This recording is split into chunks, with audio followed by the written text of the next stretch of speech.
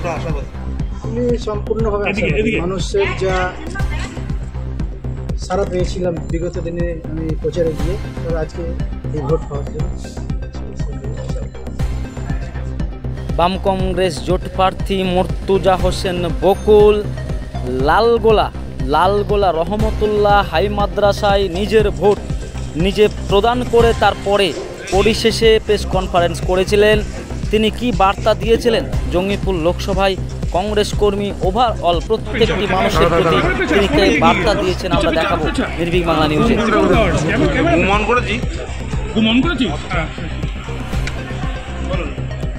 জঙ্গিপুরে vote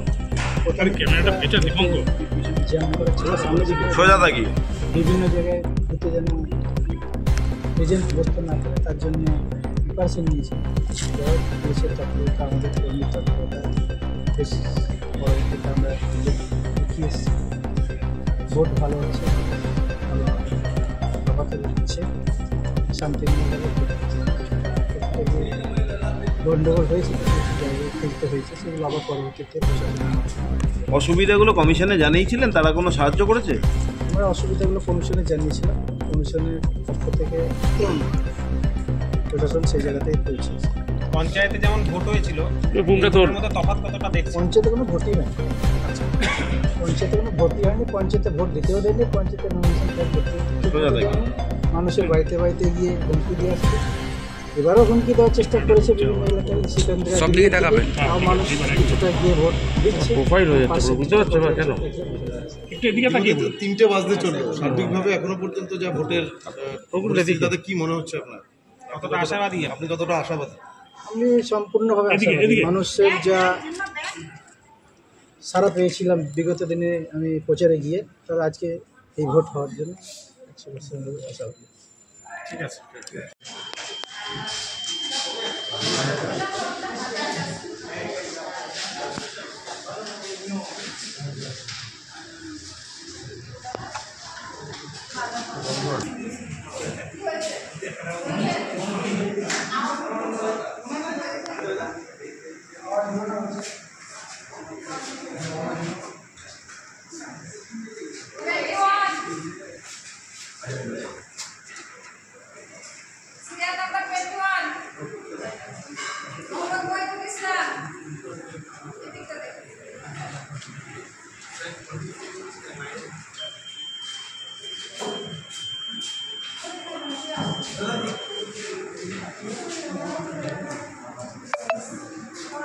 একটু সরবেন ও দাদা, একটু সরুন না কাকা, কালী কাকা,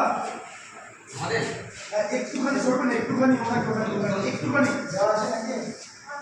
হ্যাঁ দাদা, একটু সরুন না, দাঁড়ান দাঁড়ান দাঁড়ান দাদা, একটু সরে আসুন, আরে দাদা